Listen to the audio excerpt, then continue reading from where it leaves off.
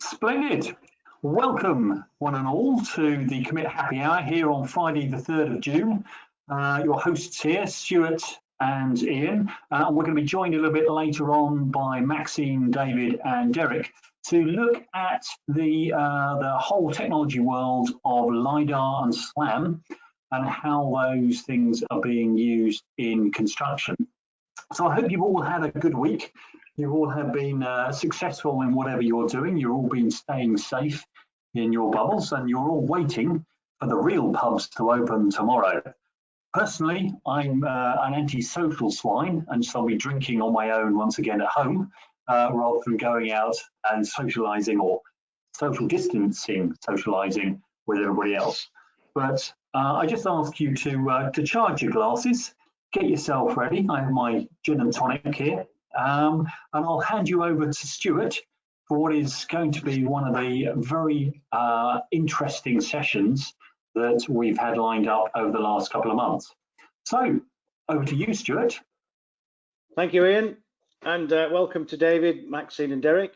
David is our main presenter.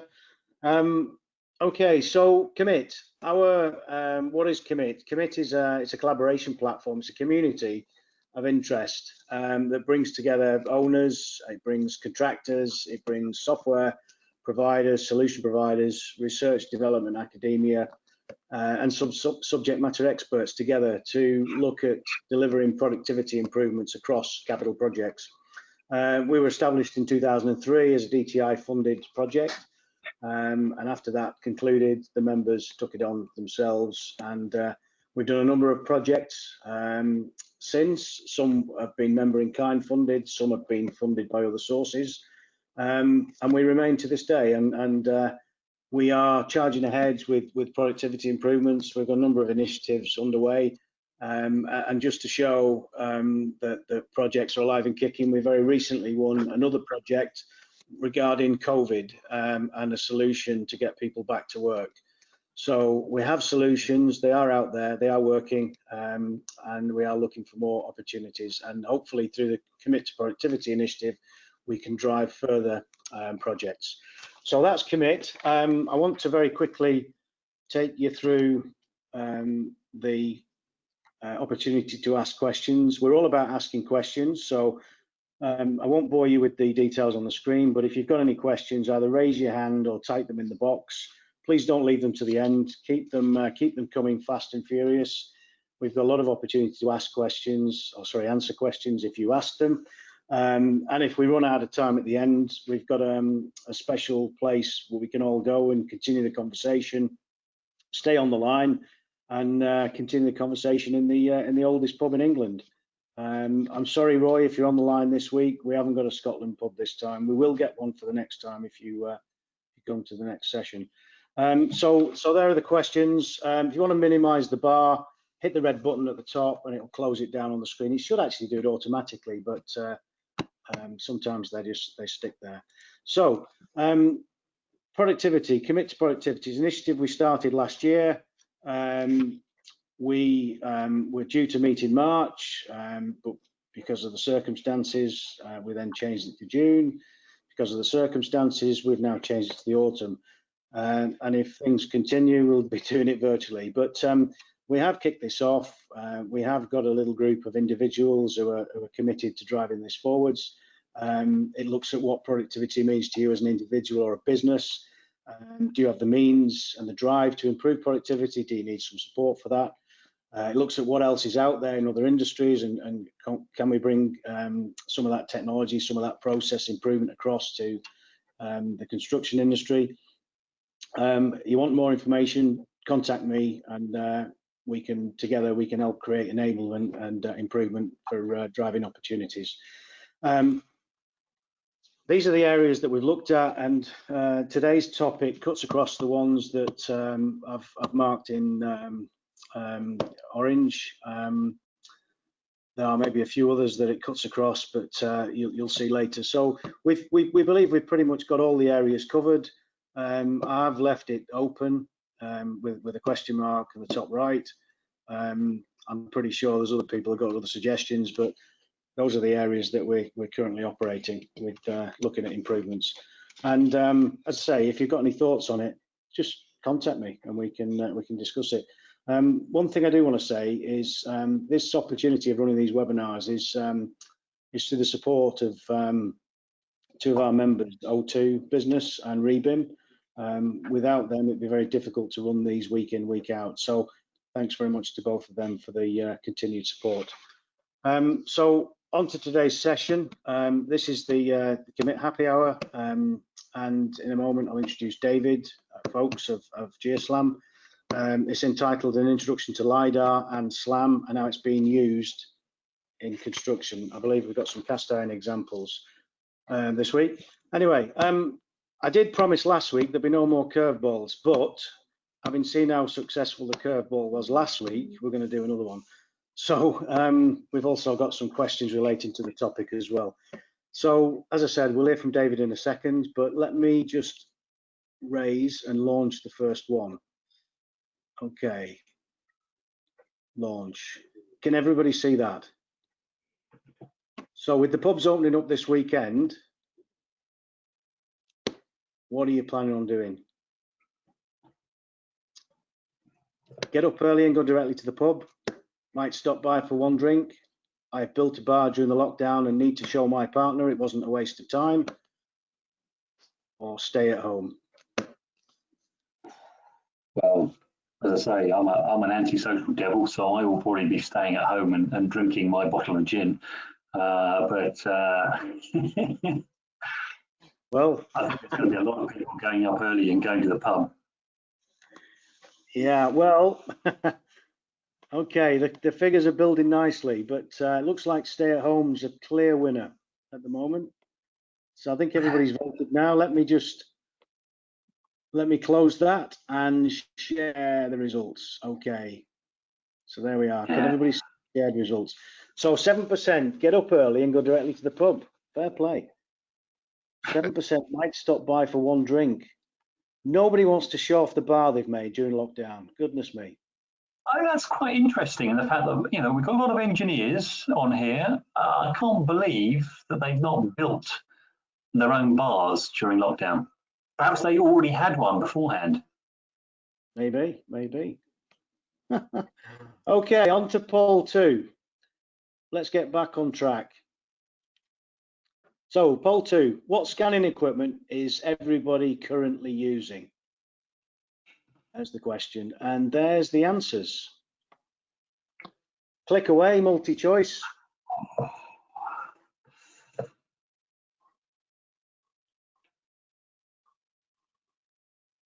I think being not being a company that requires this kind of stuff. Personally, I use the Mark 1 eyeball and the laser tape measure. But funnily enough, I have 2 of those.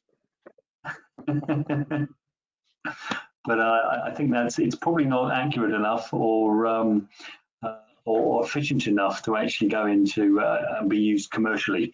And my sort of measurements only really kind of go to the point of, does that piece of furniture fit in there, or how much paint am I going to have to buy to paint that particular room? It doesn't have to be as accurate as some stuff that we do. Okay, I'll close that one up and I'll share the results. So, can everybody see that? 31% total station. Fantastic. Interesting. 6%. David, do you want to come in on any of this? No, interesting to see. But yeah, we'll go over some of the benefits of SLAM and static in a minute. So yeah, stay tuned, I suppose. You've got opportunity. Okay, so, and the third and final question, is showing consistent progress using scanning something that's important to you? And this is a very simple yes or no. Well, yeah, I think it's one of the sort of the money questions really that's missed off quite often, in the fact that if I can show progress to the people who are giving me money to carry on building, or to fund what I'm doing, then if I can show that quickly and get payments going, then yeah, I would say it's incredibly important. Yeah. Okay, just give that a second more. So 86% say yes. Okay. David, any thoughts? That's interesting, that. And good news. I'm going to show you how. Yeah, good. Okay, I'll close that down, and I'll now go on to the session. So we've got David, who's going to be on the panel. We've got Derek, and we've got Maxine. David from GeoSLAM, Derek from Arup, and Maxine from Wilmot Dixon will be at the end of the session and available to answer questions. So please get them coming in. I see that we've got quite a few already, so thank you very much for those. So the main session, I'll introduce David now. David is a global strategic sales director at GeoSLAM. He's been involved in the 3D data capture world for the last 4 years. Was heavily involved in BIM since 2016 when the UK government mandated the thing on all government funded projects, and recently joined GeoSLAM to work with companies that are looking to disrupt, use the word disrupt there, the market that they operate in by leveraging use of mobile laser scanning technology. So David, I'll hand over to you now. Cool. If I can just give you control of the keyboard, you presenter, there we go. Right, David, it's all yours. Perfect.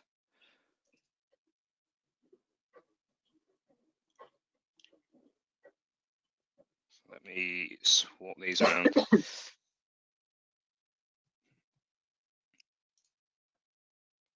Cool.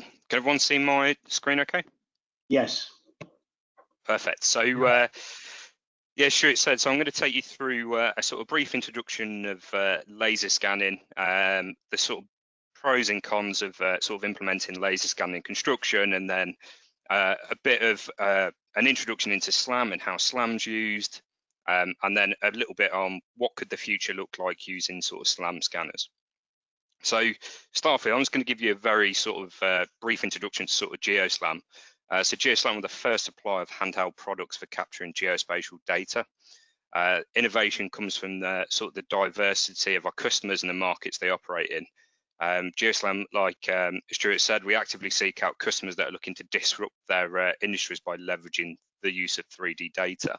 And GeoSLAM's success is really based on sort of 3 core features. The speed of data capture, which is up to 10 times faster than sort of static or more traditional scanners.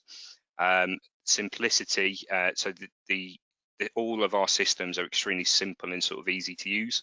And with a strong track record on thousands of projects, our innovation award-winning SLAM mapping software provides accurate results, even in challenging environments. So if we sort of quickly look at some of the equipment we've got as well, so we've got the ZEB Revo RT, which is our real-time laser scanning system.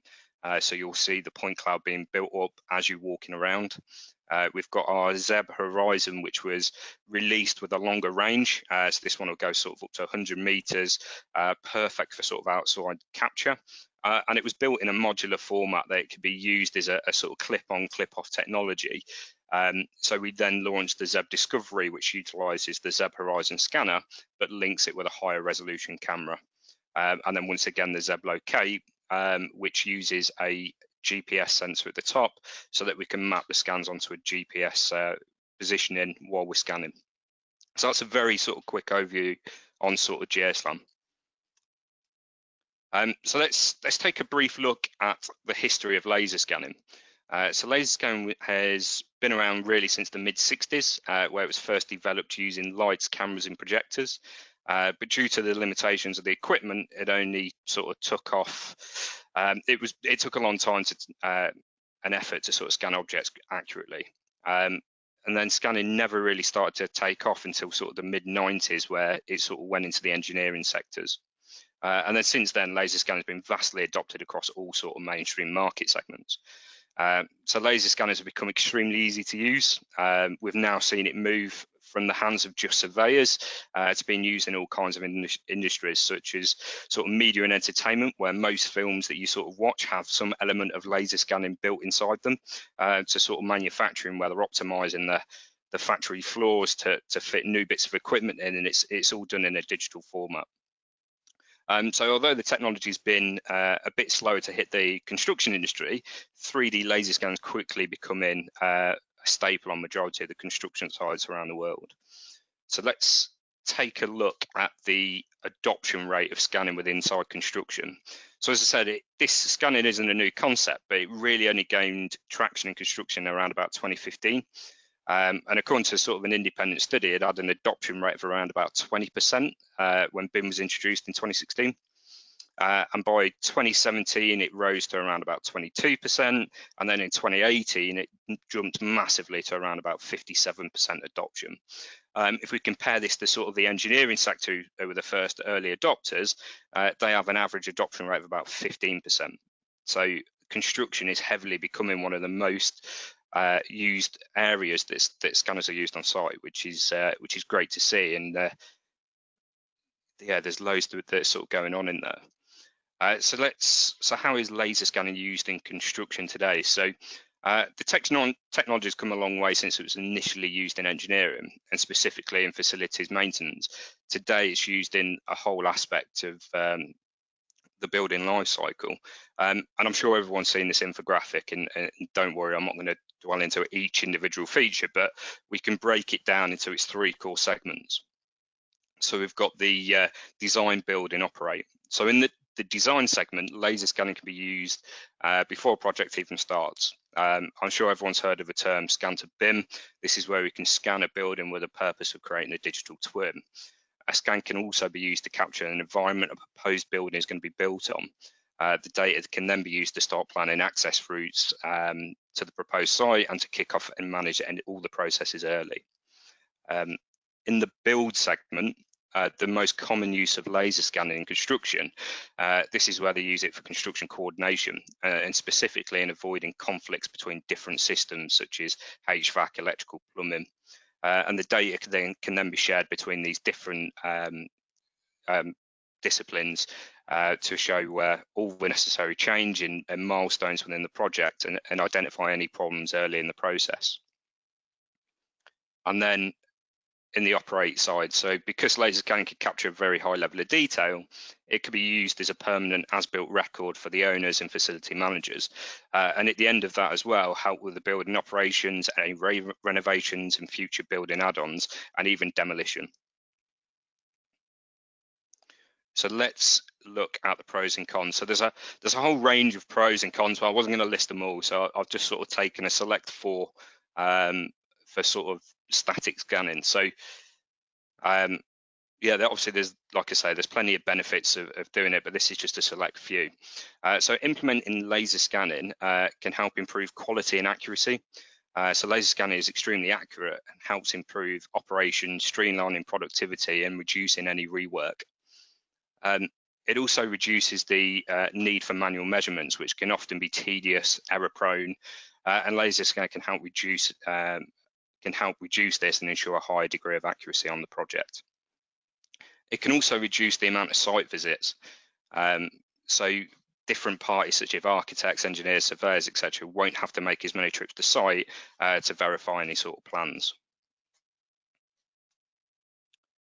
And streamlining coordination. So as we said before, scanning all the way through a construction project allows us to sort of stay on top of what's going on site and make sort of better overall sort of decisions.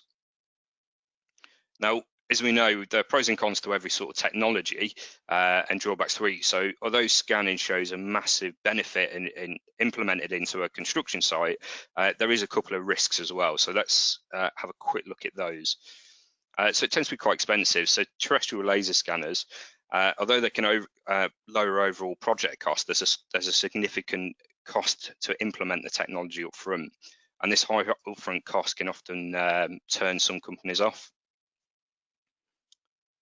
Training, although the scanners are becoming a lot easier to use, there's still an element of training in there, and there might be sort of knowledge gaps within the actual teams as well, where not everyone's sort of upskilled enough to be able to use it, so that can add to the upfront cost of the actual systems as well.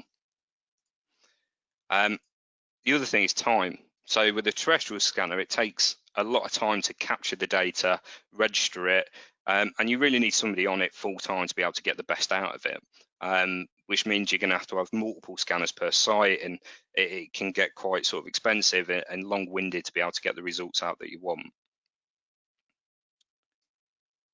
And knowledge of the site.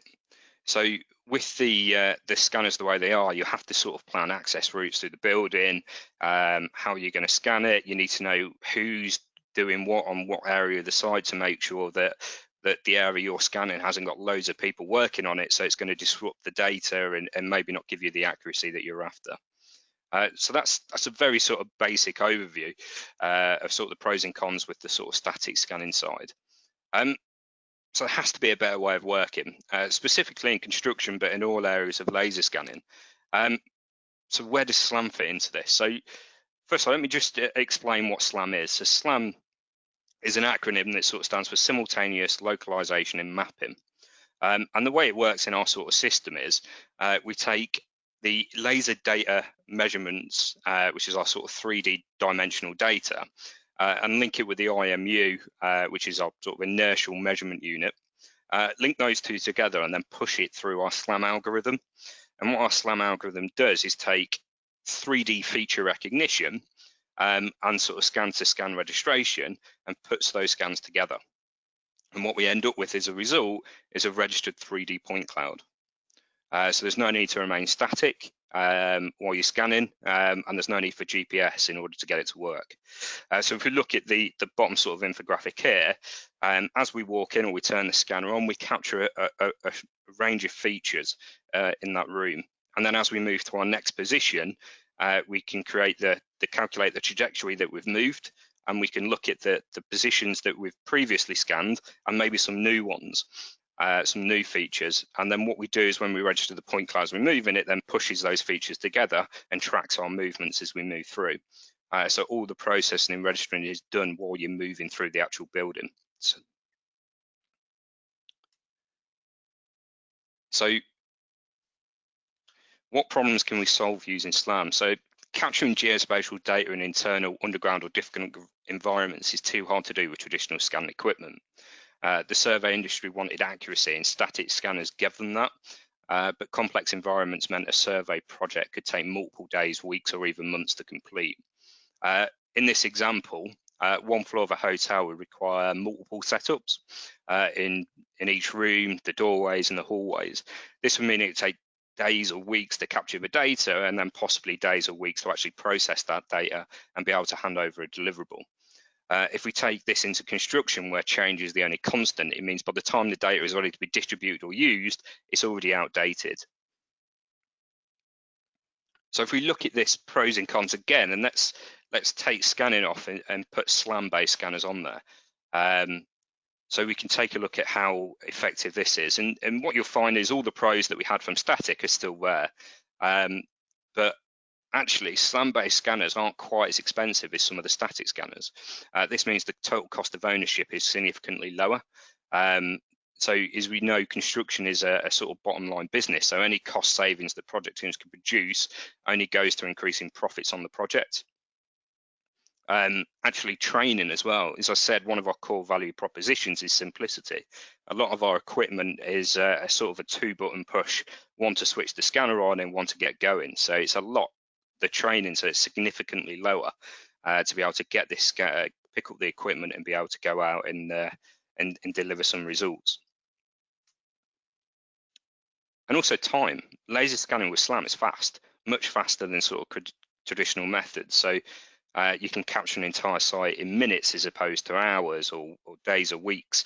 You can capture pretty much whatever you need to while you're walking around a site and be able to give the results back almost immediately. So obviously knowledge of a site is always going to be beneficial, but it does mean someone will have to walk around with a scanner at time to time. So they'll have to find job within the time within their working day to be able to do that. And another slight sort of negative as well is the accuracy. So although we still sit within sort of surveying, building, measured building survey sort of tolerances and within the construction tolerances, it's still not quite as accurate as what you're going to get with a terrestrial scanner, purely from the nature of the actual scanner itself, because we're moving through a building. But for most things, it's way within the tolerances that people are sort of needing to work with. And what we're able to do as well, and we've got Arup on the call as a panelist as well, who's done some of these sorts of surveys, but we're able to sort of do restricted access surveys a hell of a lot better than what we can do with a terrestrial scanner.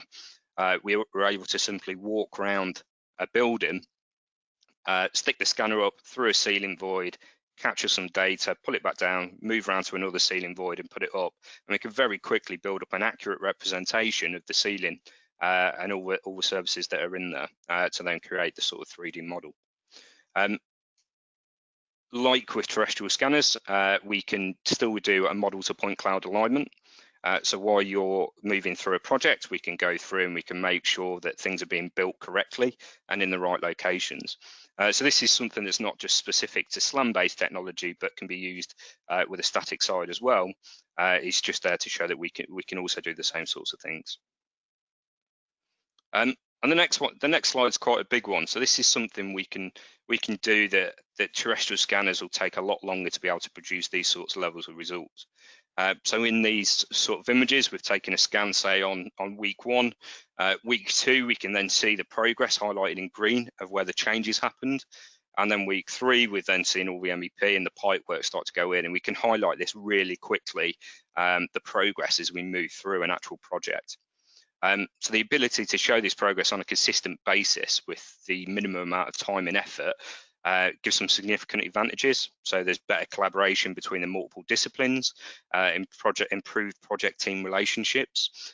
We can identify the status of a project, whether you're operating ahead or behind schedule. We can identify risks and potential problems, prioritize any issues based on real world data, and initiate identified remedies in a timely manner as well. Also, quantity surveyors can use this sort of information as well to pay contractors based on the actual percentage of work they've completed, as opposed to basing it on walking around a site and sort of best guess, really. And more importantly, the client can also keep track of the actual status of the build in real time. So when the government introduced BIM in 2016, they introduced it for a whole load of reasons, which I'm sure you all know more than I do, but majority of them were reducing waste, reducing the amount of rework and sort of so on. And it stands to reason that actually with the SLAM technology being able to produce vital bits of information a lot faster, it's going to enable better communication between the different disciplines. And scanning can help facilitate this by more regular sort of scanning and sort of conversations and identifying problems really early on. So let's look into the future and see how sort of SLAM is going to be used sort of going forward. So when I say the future, I'm not going to be able to predict lottery numbers for this week, so apologies for that. But we can take some reasonable assumptions of how the laser scanning is going to go and how the sort of industry, the construction industry, is going to move in general. And this is only sort of a one slide sort of thing, because I know there's a topic within COMIT in a couple of weeks that's going to cover this in a hell of a lot more detail than I am, and probably know a lot more about blockchain than I do. But blockchain, for people that don't know, sort of dates back to 2008, and in a nutshell, it's a digital currency. Most of us would have heard of cryptocurrency called Bitcoin, which is probably the most representative example of that. But blockchain is a sort of way to store and record transactions, and to put it simply, it's like a peer-to-peer controlled distribution sort of transactional database, which it sort of sits as a digital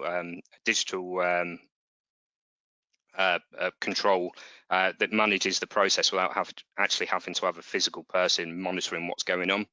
And as we know, construction is sort of the land of disputes, with the majority of them being around payments.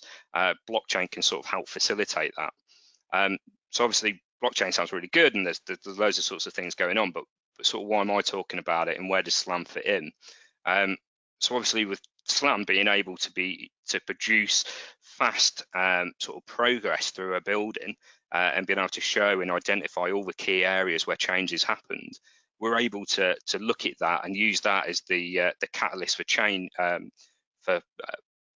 the catalyst for change within inside the sort of blockchain itself, to look at all these different areas and start paying people and analysing things in a much different way, in a much sort of clearer way. But yeah, that's as much as I'm going to touch on with blockchain, and is sort of concludes the presentation. So I'll hand back over to Stuart, and if anyone's got any questions, please bring them forward. Thank you very much, David. That was very, very comprehensively put across. Lots of problems solved. Just let me just take control back if I can. 1 second, 1 second, 1 second. Okay, great. Okay, so I have some questions, but let me just turn the cameras back on. 1 second. So everybody knows now David. We've got Derek Lawrence as well as Associate Director, Building Engineering with Arup, and we've got Maxine Beadle, who's BIM Manager at Wilmot Dixon. Now, just bear with me. I want to turn my camera back on and bring in both Derek and Maxine, if I can. Okay, there we are. And hello, everybody. Hi. Okay, can everybody hear me? Maxine, I think you're still muted. I think Derek, you need to just unmute yourselves. Yeah. Okay, so questions-wise, keep your questions coming in, please. We have got some that have come in already. And the first question I've got is for David. Do you see more people using SLAM-based scanners over terrestrial, can't even say it, terrestrial scanners? Yeah, I think I think that the best way to sort of describe it is the right tool for the right job. So there's some things where SLAM-based technology is just far better and faster at producing results, but it doesn't eradicate the need for terrestrial scanners. I know Maxine was working on a project recently with like an Olympic-sized swimming pool where they're working to really tight tolerances. SLAM-based technology can't give them the work to the tolerances that they're after, but it can still be used to show the progress of the actual build on site. So in some areas, yes, it will replace it. In others, no, there's still going to be a massive need for terrestrial scanners on a sort of construction project, really. So yeah, the best answer for that is the right tool for the right job, really. Sure. Okay, I've got a question that I'll fire to Maxine if I can. With the progress checking on a site, is this something that Wilmots use? And if so, what are the benefits to the project teams generally? So for us, as David just said, we do have a terrestrial scanner, which we do use. But now that we've started to work with the GeoSLAM, it's made our life a lot easier. We've got one customer in particular who requires pictures of everything before we can sort of shut up walls, etc. So we can literally put it on the back of one of our build managers, send them for a walk around the site each morning, and then we just do a progress report, and then we can literally show in pictures where we was yesterday, where we are today, and we can do that as many times in a day as we want because it is so easy to sort of hold and just walk. Whereas if I get one of my normal laser scanners, I'm setting it up, and then you've got to move it here, you've got to make sure it's close enough to the last one. So yeah, it is really a useful tool that we found. So if I get this correctly, you're using that for quality and for valuation, is that correct? Yeah, definitely. Okay. And with the valuation, it takes out the guesswork that you might have with individuals that may or may not get to a certain part of the project to make the assessment.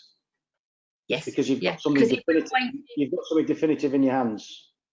We have, and also we've got, I mean, with this particular customer, they were going to arrange for a third party to be contacted every time progress photos need to be taken so they could confirm we were doing what we were doing. That was another cost for them, a very expensive cost. Plus we would have to wait for that person to get to the site to be able to take the photos and then do our close. So this way we can do it all ourselves quite quickly and send it straight back to them as well. Sure. I've got a couple of questions in there, if I may, Stuart. The acceptability of that technology. So one is the person having to wander around. What's kind of, obviously, are they having to wander around holding something up? Is it some sort of, is that causes a strain on the muscle of the arm, or the, were they quite happy to wander around with whatever it is they're holding, the SLAM technology? I'll let Dave answer that for you. Yeah, so the actual scanners are pretty light. You kind of have a data logger which sort of has all the computing power in it, but the actual unit itself's a couple of kilograms sort of thing while you're walking around. So yeah, or you could go for the backpack solution, which is extremely light to the point you barely feel it on your back. But yeah, you don't have to take my word for these, by the way. You can more than welcome to test them. But yeah, they're really easy and light to use, to be honest. So you don't, it's not too much of an issue. And a couple of kind of follows on from there is one is the health and safety aspect of that. So you've got somebody wandering around, potentially holding something, maybe looking at something whilst they're wandering around. To me, that's a bit of a worry that they're concentrating on a bit of technology whilst walking around a construction site rather than potentially any hazards around them, trip hazards, etc. Just kind of really, this question for Maxine here is kind of like, how did you deal with that on a method statement, health and safety type way? Did you have to do a specific statement for it? So Dave dealt with most of that for us on that part of it. Yeah. So the backpack, as he said, is very light, just goes on, and you're just walking. You're not actually having to do anything. It's doing it for you while you're just walking normally. So you can still concentrate on everything else you need because it's on your back and it's just taking information in. Yeah. So one final one. My apologies. Lots of questions. Was the kind of the cultural acceptability. So you've got somebody wandering around with a bit of technology that people look at and go, oh, they're recording something. You might have people around that side, oh, I don't want to be recorded, I don't want to be photographed, I don't want to be scanned, I don't want to be, do you have any cultural resistance there? To be honest with you, we haven't using the GeoSLAM, but using the normal, like the laser scanners. I had to do a big hospital recently. On one area had a smoking shelter, and the amount of people that kept coming out and saying, I hope you're not scanning me, but we were like asked to do it by the hospital. It really is a situation. I was like, well, if you're staying there too long, yeah, you're going to be in my scan. So we have to use technology to remove people. But it is hard to be able to walk around and there to be nobody. So I think with Dave's version, it's much easier because you can do it any time of day. So you can do it sort of at the end of the day. Whereas with the other one, because you're going to spend so much time out on site moving it around, you're just going to have people there. Yeah, I suppose it's about setting that expectation and explaining to people what I suppose with your workforce, what the benefits are. Benefits are we're going to get paid quicker, so therefore actually there's less risk to your job and blah blah blah blah. So if you start explaining those things up front, then there's more likelihood of that cultural acceptance. It's just spinning things the right way.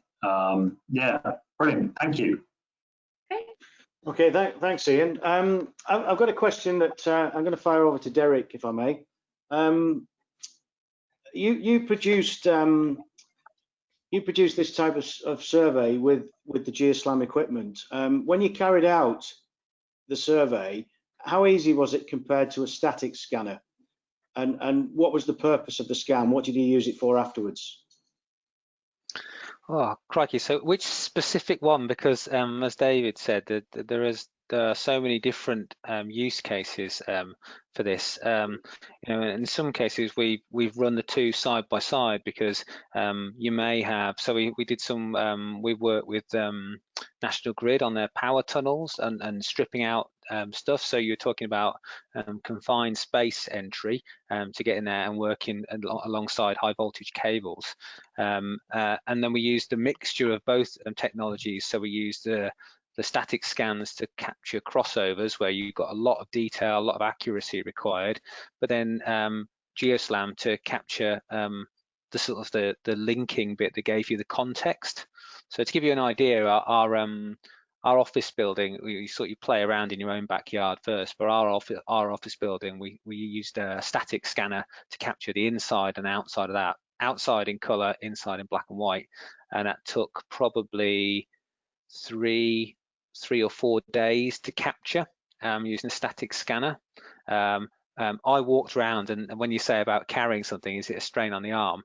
It is a strain on the arm if you scan for 40 odd minutes doing it, but in 40 minutes, and I had to finish it because I wanted to finish it, so self-harm really, but yeah, 40 minutes to walk around and capture the same thing, and for what you get in terms of the what do you need? What information do you need? Do you need to know floor flatness to a mil or 2 mil, or do you just need to know where the building is within a couple of centimeters? And the static versus GeoSLAM sort of mobile, that you can do fantastic amounts of area with the handheld device. So we use both really. Sure. Yeah. I mean, there's one. David showed a slide with a guy holding the unit on a pole, which I think was a false ceiling area. Now, yeah, for obvious reasons, you can't go into false ceilings unless you actually bear no weight whatsoever. So it lends itself to that, and sort of, you know, it contributes enormously to removing the need to, well, access from different areas. But in terms of the safety aspect, there's a huge contribution there because you're not having to go into areas that are unsafe. And I think from what I could see from that, David, you stood outside of it and just poked it in at various locations, and it can go about its business. So a huge benefit. I have to say, huge benefit. I've done stuff like that before, and it's been almost impossible to get into the area. So that solves the problem immediately. There was a cost benefit in that case as well, actually. So the one we did was for a computer lab. So yeah, in that one case, then the ask was, can you do an assessment above? Oh, everyone's here. Do you want to meet my family? They're all just joining the call. Hi, everybody. There's a person here for me. Okay, I'll just join. There's a person there for me, so I'll just answer this question very quickly, and then I'll come and join you. The joys of working from home. And this is Henry, by the way. That's Hi, Henry. Wait to Henry. Okay, yeah. So, yeah. So in that case, then yeah, we literally the question was, how do we assess what's above the ceiling without going above the ceiling? We said we haven't got a magic tool. If you take the ceiling tiles down, we can static scan it and build that up. But we didn't have a chance to do that, and they wanted £17,500 to take the ceiling down in the lab. So we did this system by poking up. I didn't believe it was going to work, but it worked well enough that we could create a complete record drawing of what was above the ceiling. So yeah, incredible, really. So I'm being beckoned. So I'll be back in a second. Oh yeah, carry on, yeah. Sorry. Go on, Maxine. Go on, carry on. Interesting, because we had a similar incident. We was in a working building, and we was looking in there because they wanted some work done for us, and we were asked to scan up in the ceiling tiles, and we only had the big heavy static scanner. So we did devise a way of using it by poking it through the ceiling, but obviously you can't make sure it's 100% level, and we had to take into consideration quite a lot health and safety wise, because it was on a tripod. It couldn't just be held up there, whether there were ladders, platforms, and we were in a working building. If we'd had what Dave has got now, it wouldn't have taken me 4 days to do it. It would have taken me most probably about 2 hours at the most. Oh yeah. No, it's it certainly solves a lot of problems with access. I've got some questions on the question board here, but before I get to that, just let me ask this question. This is aimed at David. So you talked a little bit about the future, and in that respect, SLAM in the future, what do you see it contributing more than what you've showed us this afternoon? So I know you talked about blockchain, and you said you didn't want to go into too much detail because there is a session in a couple of weeks, but is there anything else you want to add to the future of SLAM?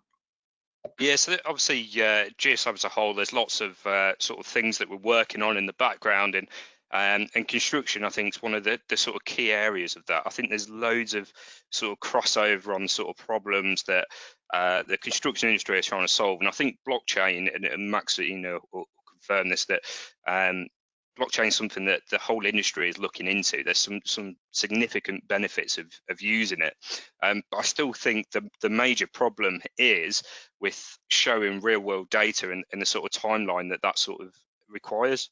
And with like I say, with the terrestrial scan and the time it takes to move through a building, and then process and register the data to be able to show these results is a lot longer than what it would take you to walk around it and deliver it as fast as you've walked around, to be able to then start initiating these next steps. So, you know, if it was a case of paying the supply chain, being able to walk around with a SLAM-based scanner and being able to capture those results really fast, and then being able to show that to the whole project team, things can start using, and you use the word the catalyst, to start paying people and all these other sorts of things. It just sort of fits quite well into that workflow. Yeah. We have a session next week with Trimble, and I know Trimble have been working with Boston Dynamics at all sorts of different, all sorts of different methods and process improvements. And I'm pretty sure that some of the stuff that they've been doing, whilst it fits into some of the general activities of construction, I'm sure it could help here as well. So yeah, everybody tune in next week and see what happens there. I don't know what they're going to show. Could I have a crack at that question as well, Stuart? Yeah, carry on. Yeah. So the SLAM technology is effectively what's used on any autonomous vehicle as well. So as they move through the streets and drive, and the big problem, so we run the auto drive program, which is the test bed for autonomous vehicles. And the big challenge with that is getting the data off the vehicle to then process it and do something. So all the processing is done on board. But as the 5G network comes, other than being able to watch Netflix faster and download films faster, which seems to be the main use case at the moment, then getting the data off as Maxine walks around the site with a SLAM device and have it processed directly in the cloud with something a bit more powerful, such that that's then directly processed, so there's absolutely no delay in accessing reality, then you can imagine a load of cars going through a street, a dog walking out, and by the time the dog had stepped out into the road, then the next cars along have been told that information, because that whole world has been built from that car. That's when and 5G will help that. The other thing to say is I'm sure every organization on here has got some form of classification system they use for a thing. MOD have definitely got a classification system, but there's all the standard one, the NRM3, NRM1, SFG20, Uniclass 2015, Omniclass, all these classifications. But what they're actually doing is trying to put names to things. But if you think about what a laser scan is, it's a shape that the laser hits and a location on the planet, ideally. There's not a better way of classifying a thing than its shape and its location, providing you can link the shape to the thing. So if you then bring in things like machine learning, where we already can identify things in photographs. So say if we're capturing photographs, as the GeoSLAM thing does go, and laser at the same time, which is another form of measuring it, we build the level of certainty through machine learning that is a window, that is a wall, that is a bike, and we know where it is and we know what shape it is. So we've automatically got a classification system by location, and that could be really quite interesting, especially if that information then gets shared in real time through the 5G network. So it could have quite a crazy world in future, but a good crazy, not dystopian crazy. Absolutely, yeah. Okay, thanks for that, Derek. I've got some more questions here. Okay, this comes in from Peter. Are there any available examples of existing assets being scanned and connected to the NDT? David, do you want to come in on that one? Yeah, it's a good question. Yeah, we've got obviously loads of sort of examples. Maybe that's one that we can sort of take away and sort of show at a later point. But yeah, I mean, any sort of examples that people want to see, I can sort of take off and show in more detail. Okay, yeah. Take that offline and we'll share that with Peter afterwards. Yeah. Okay. So the next question I've got in here is from Edward. Has anybody used this to scan airfields? I think you'll know the answer to that, David. Yeah, the answer for that is yes, but not quite as easy as you'd think. So the biggest thing is with sort of SLAM-based technologies, and you've seen that when we have the SLAM algorithm, that the main thing we need is objects in features within the data to be able to register it. So we call it sort of a good SLAM environment to be able to produce those results. But as long as you've got objects within a sort of 10 meters around while you're scanning, then yeah, it will work fine. And we've had use cases in the past where people have actually gone out and done it and just moved sort of objects along, like a runway, for instance. But you know, barracks and all the other areas, there's no issues whatsoever. It will capture all that. If you want it put on real world sort of positioning, you could use something like the locate, and that will use sort of GPS positioning, or you could use the discovery system with high res imagery and link the two. So yeah, is the answer. It just depends on what area and what they're looking at doing. Yeah, I mean, I think as well. Sorry, Derek, go on. I was going to say, I think as well, if you're talking about these open spaces where you haven't got a great deal of features, then there's a chance to mix and match the techniques. So certainly using photogrammetry techniques, so using photos to stitch things together, but then having LiDAR information captured at the same time, and then mashing those together, so you form effectively an accurate photogrammetry model, whereas you just be building up from photos otherwise. That's another option, really, particularly in features. We're doing one at the moment. The person that was knocking on the door to come and see me was a person that's just come back from looking at some flood defence failures. So bringing back a scanner. So we were scanning for the Environment Agency to look at where floods have failed, and they are literally banks in the middle of nowhere with very few features. So quite testing environments for SLAM. But yeah, combining different techniques, then you can really get some good results. Sure. Okay, I've got another.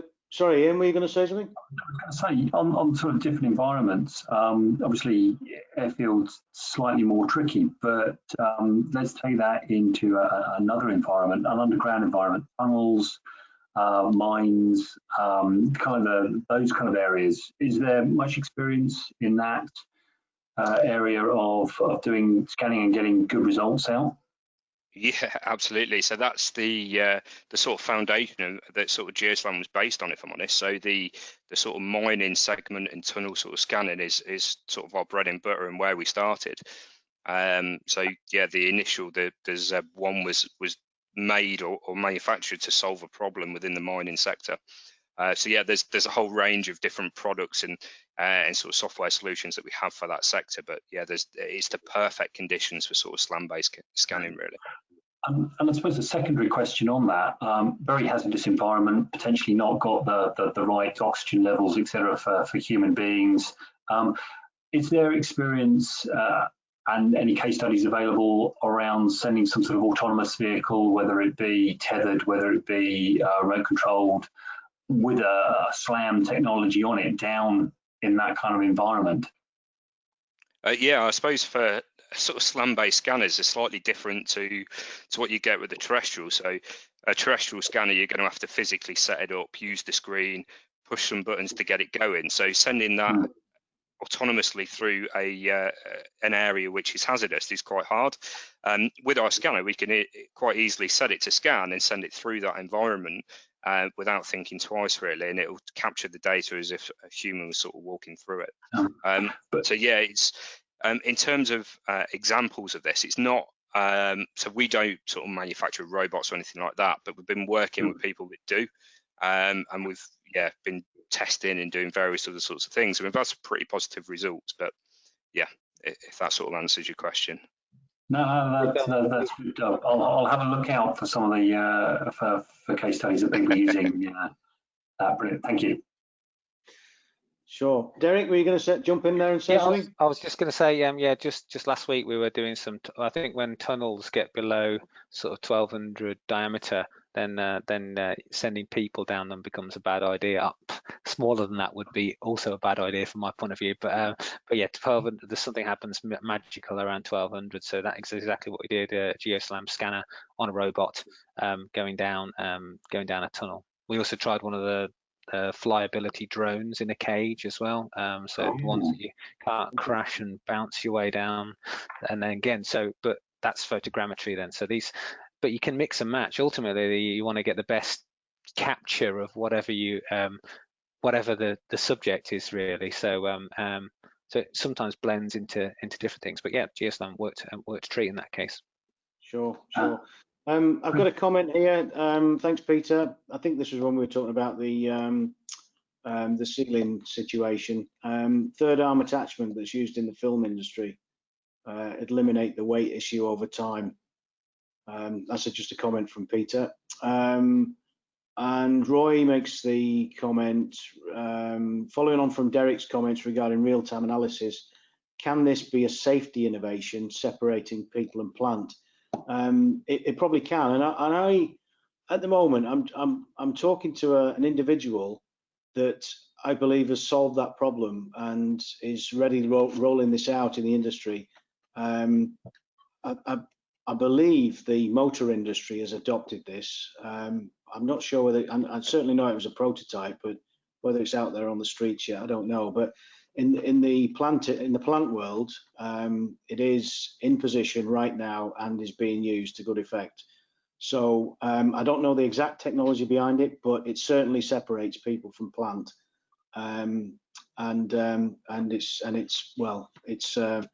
It's been applauded for what it's done so far, and I'm trying to get the individuals involved to come on and deliver a session on it, because I think it's vitally important, because in our industry it's been a problem for a long time of this segregation of individuals from equipment, and we've worked very hard to maintain a good safety record, but of course things occur, and we work really hard, and as I've said before, we've got this sliding scale in safety where we have been reducing AFR year on year, but we've got to work harder and harder to make it the case. And any innovations involving technology, and the ones that can deliver results are worthy of having. So any advancement in that area is great to have, great to see. So I've no more questions at the moment. Has anybody else got any thoughts? Ian's got a question. Come on, Ian. I've got one more question, and this is kind of like pie in the sky potentially thinking. We think about live transmission of this kind of information, where we might have something. I'm thinking on nuclear decommissioning.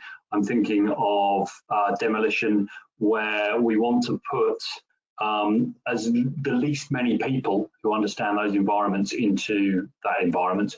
But then when you've got the experts who are very good at making those engineering decisions, but aren't necessarily experts in the hazardous environment, what I'm asking here is there a potential for live transmission of that information that's being generated by the SLAM to be put into a cave, a virtual reality cave? So you can have a cave in a site office with all the really clever people, all the people that can't really work in those hazardous environments, but are very understanding about what's required, that can talk back to the person on site with the live scan, as it were, coming through. Is that something that's going on? Is it possible, or is it just kind of like pipe dream? So yeah, I think there's a two-part question to this, and I'll answer some of it, and I think Derek can answer the other half of that. So it's something that he's currently looking at doing, but the answer is kind of. So obviously we can scan, and you can sort of, with our real-time system, you'll have a screen that sort of shows the point cloud as it's moving through. But in terms of being able to see that and use that in real time is, I wouldn't say undoable, but not available right this second. But yeah, I'll hand over to Derek, because he's doing a similar sort of project using a sort of SLAM-based scanner, and another way of being able to monitor what people are doing while scanning. Yeah, so this is more to do with so there's been a big drive, certainly within our organisation, but I'm sure in all organisations, to say how do we get on with what we were doing when we could go to site, so the remote inspection, the remote assist type thing. So in trying to solve the how do we get on with doing what we would have been doing, but we've been using sort of a Microsoft HoloLens quite a lot to say, you know, which is just like a pair of glasses where you can still see the real world, so you're not completely cut off from the real world, but equally your vision can be supplemented by things that are of use. Now in this case, the remote assist, and this is an out of the box, not an Arup thing, it's just there's a tool called Microsoft Remote Assist, where you literally put on a HoloLens, you make a call like we've made a call today, and then somebody gets access really to what you see. But well, that's just like a WhatsApp call then, isn't it? But well, no, because you're not holding anything for a start, but then they can also access the surfaces you see. So if you draw on something in their environment, then it sticks to that surface, and if they wander 20 meters away from it and look back, they can still see what you've marked up in that environment. So what we're going to be doing in the next couple of weeks actually is actually using this remote assist tool to help someone that's never used one of these handheld scanners to go and capture their assets, because in this case, getting to this particular site is tricky, and we need special permissions to get into the site, and then you need special training to be able to access the site, and by the time you've done that, then you start going, well, why it's all getting a bit hard. Whereas actually what this is doing is sending two boxes, one box with a HoloLens in, and one box with a scanner in. So you learn how to use the HoloLens first, which is just connect to a wireless network, and off you go. And then the next thing is talking through someone with a scanner. So that's not quite accessing in real time, but what it's doing is it's enabling people, and this is where the scanning is changing. You know, I'm not a trained surveyor, but I can use a LiDAR scanner now. So, you know, and that's useful because I need to know that for when I'm designing buildings or looking at asset management. So yeah, so we're going to be using it for that. But of course, once you set that up and then somebody can see stuff, then you say, well, Derek's calling now, but actually I don't need Derek. I need someone that knows about ancient brickwork. Derek can have a view on it, but he's no expert, and we don't want Derek's view. We want an expert. So yeah. So then you go, okay, well, is that it then for site visits? Do we just literally are we on the end of the line being able to see and say, take that, capture that? How big? What's that measurement? Then yeah, a combination of a laser scanner and some sort of remote assist tool. Yeah, absolutely. Fantastic. Great, thank you very much, Derek. I think we've hit the time, gentlemen, please, on this particular hub, but I think we can move into a lockdown afterwards, but we must close the original conversation off. So Stuart, I'm going to hand back to you to do that bit, and then we'll carry on in the virtual pub. Okay, thanks, Ian. Thank you. So I want to say on behalf of myself, Jerry and Ian, thanks to David for the preparation, presentation of a fine delivery. Very informative. We have recorded the session. It will be available by Monday on the COMIT website. I want to thank also Maxine and Derek for being on the panel. Thanks for setting aside the time and coming along and answering the questions. Really appreciate it. And I want to thank the attendees for coming along, listening, and thanks for the questions. Now, this is not the end of the session, so don't tune out just yet. I want to, if I may, just go. I want to thank our two sponsors. I mentioned at the beginning, O2 Business and Rebin. Without them, we couldn't deliver these sessions. So thanks very much to those two organisations. I've mentioned this a couple of times now. The next event is Friday next week, and it's aptly entitled "A Date with a Robot." And I don't know exactly what they're going to present, but it's going to be the future. And that I'm not sure that image I've got on the right is a digger or a camera. I don't know what it is, but anyway, I don't know how big it is. So I've no scale. I've no scale. I've nothing. So I don't know what it is. It's about the size of a dog. Yeah, if you do a YouTube search for spot the robot dog afterwards, and then you'll be just blown away with that thing. incredible. Yeah, well, I've had discussions with Trimble the last several weeks, and they've been shaping the presentation. So I told them what I wanted to do, and they said we've got exactly that, but we just need to juxtaposition whatever they want to do. But that's fine.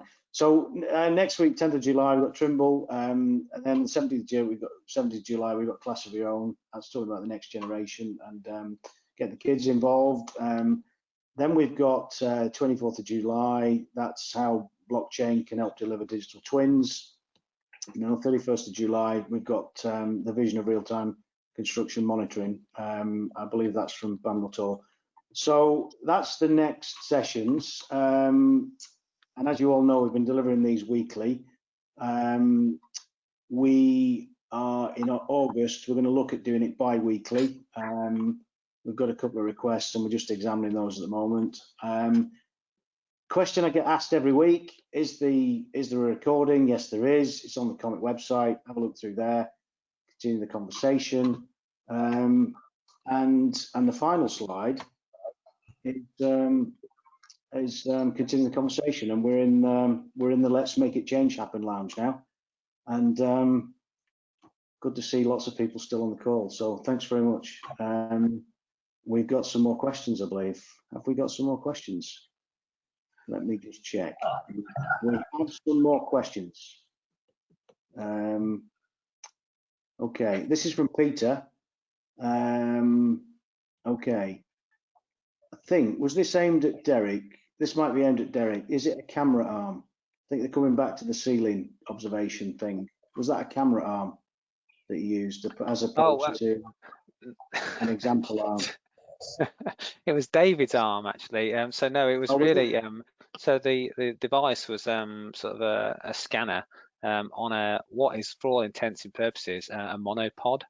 So you literally go to the open ceiling and then raise the thing up into the ceiling, twist it around a bit, bring it down, and move it along. I've just had a qualification, Derek. He's just said he's not talking about that. He's talking about the dog. Ah, yes, Spot. yeah. It's So pincer. Yeah.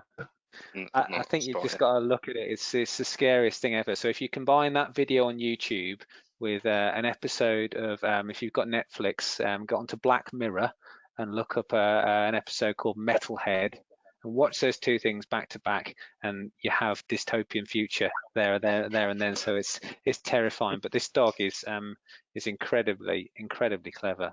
You just go, how do we get this when this becomes commercially viable?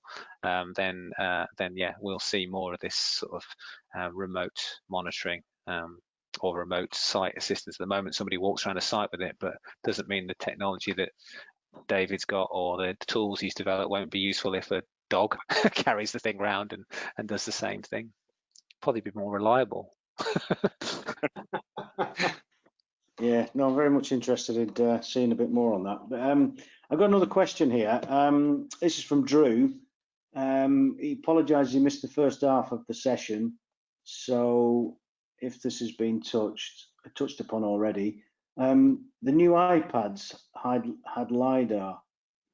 Any thoughts? Should that be if new iPads had LiDAR? Well, no, I think with the new iPads. Sorry, go on. I've seen some people, I can't remember where it was, advert talking about the fact that you could do LiDAR type things with iPads as long as they've got the right software on them. I don't know whether that's something I dreamt whilst watching. Has anybody seen that, David? Yes. There's, yeah, I mean, it's not a new thing. I mean, if you look at an Xbox Kinect, that's basically doing a similar sort of thing. That's been around for years.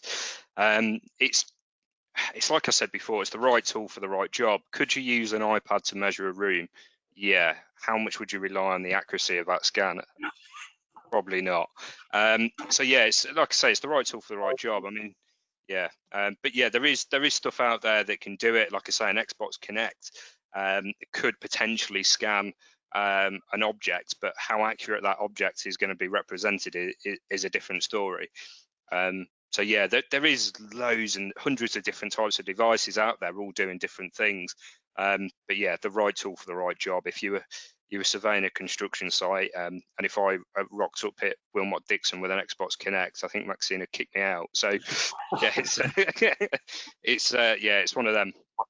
But yeah, there's certainly I know Apple released a Measure app on their phones and all sorts, and it's pretty cool and it works fairly well. But yeah, it's how accurate and how do you measure that? So I've got another one of these pie in the sky questions. I always like to just throw something out there.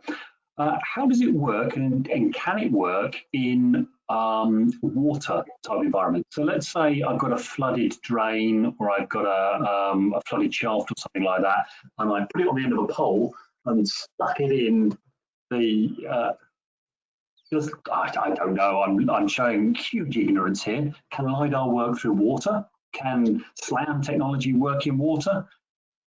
I don't know. Yeah, don't put a scanner in water. Feel free to tell me I'm being a fool. Okay, that's what I'm here for. I'm here to ask the stupid questions. No, so no, it's a good question. So, can you take it out on water if you're in a boat? Yes. Other than that, not really.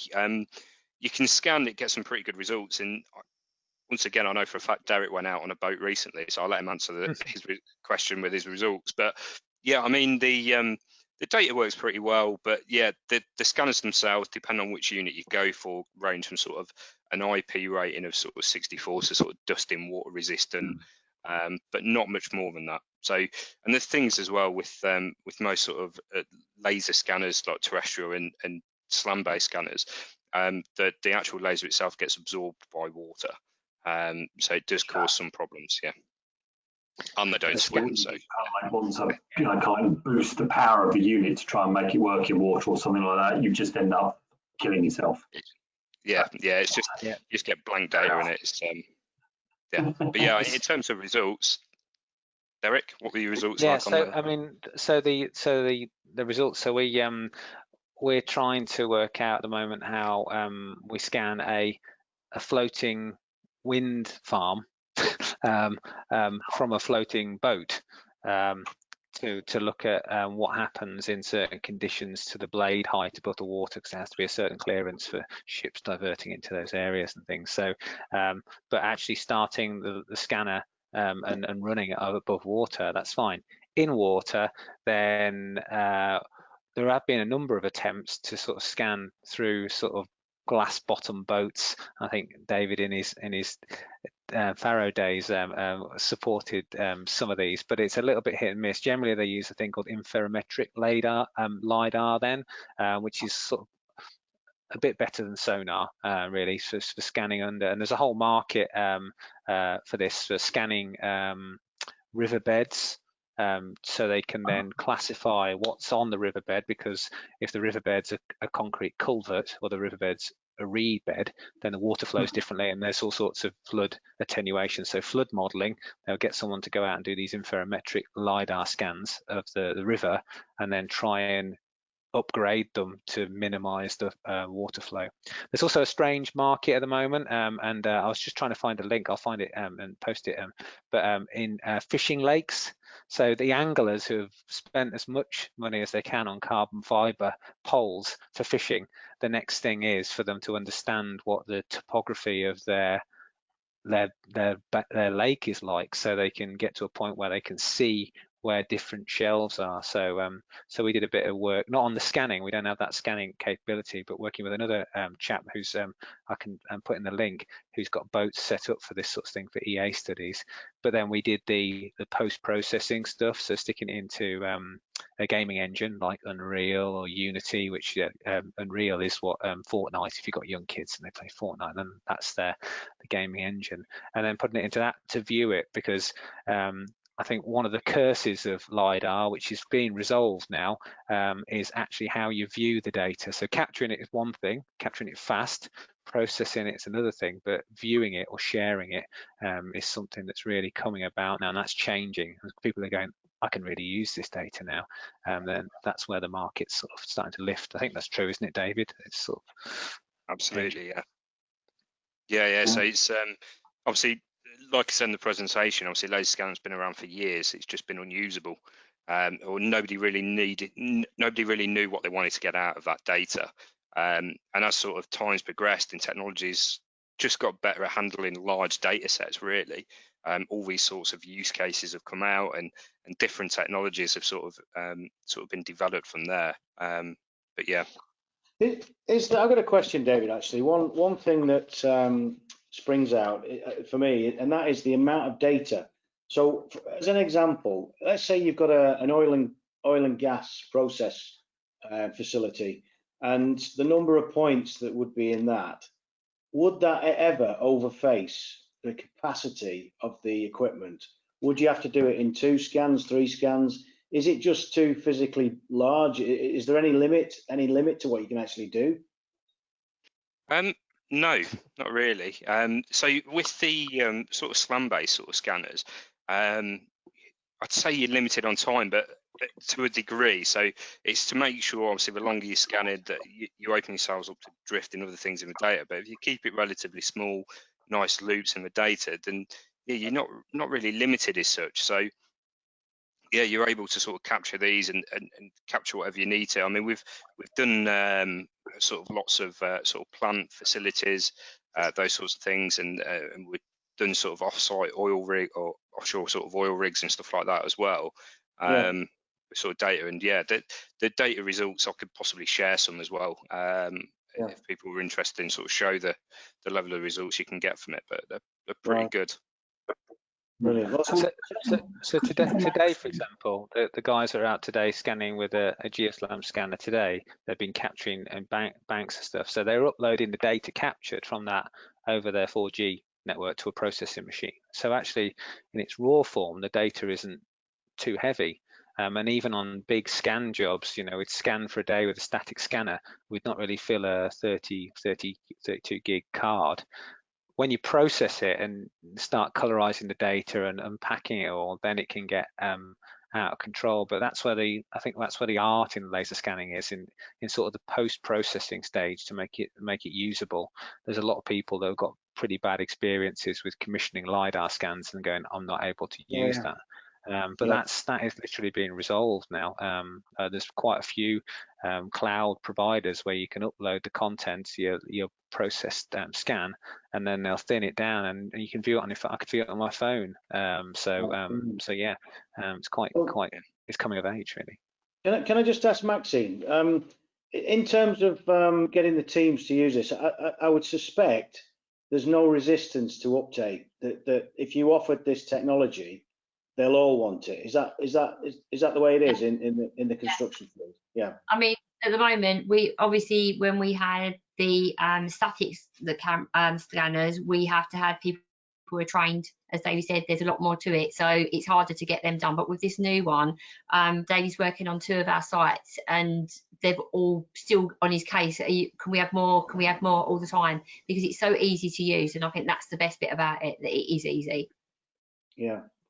No, I should imagine. I mean, with the advent of technology, I can remember back then, showing my age here, but total station was mentioned at the beginning. Well, I didn't have a total station when I started. I had a 1-second theodolite, and that was the lot. You get yourself out of the office and get on with it.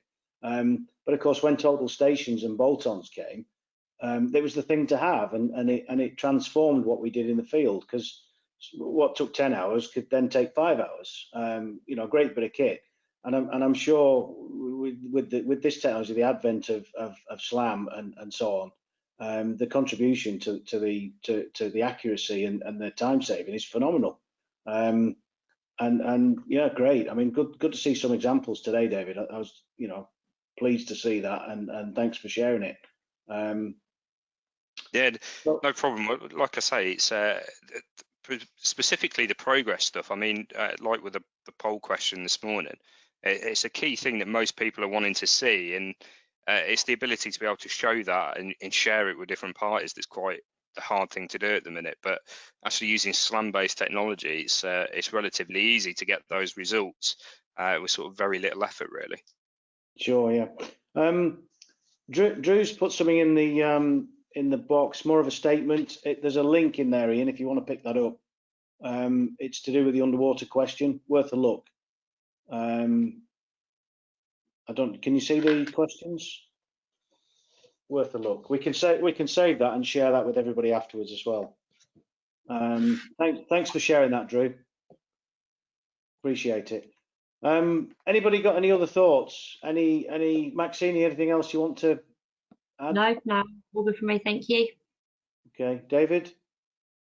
No, like I say, if anyone's got any sort of other questions or want to see some more sort of use cases or anything like that, we yeah, more than happy to sort of answer and sort of show in a bit more detail on specific sort of industry requirements, really. So yeah, feel free to come forward with any questions. Yeah, Derek, any last thoughts? No, that's all good. Thank you. Thanks for the time. Yeah, Jerry, got anything to pitch in? No, thumbs up. Everything's okay. Ian, any last thought for today? Got to unmute myself there very briefly. No, just to say thank you very much to Maxine, Derek, and David. Some really interesting stuff there, and I just do love this kind of technology. It really does make life easier to be able to know what's being done and what's there without having to go through a hell of a lot of rigmarole or relying on some of the old surveys that we used to have on site. It's just cool, and there's certainly a lot more to follow up to in the future. But thank you very much. Thanks. Yeah, well, thanks everybody, and my glass is empty. Oh yeah, I need to go on as well. But so yeah, thanks again. I will. I saved the session. I'll post it, and I'll be in touch. But really appreciate it, and everybody have a great weekend, and we'll see you again next week. Take care. Okay. Bye now. Bye. Have a good one.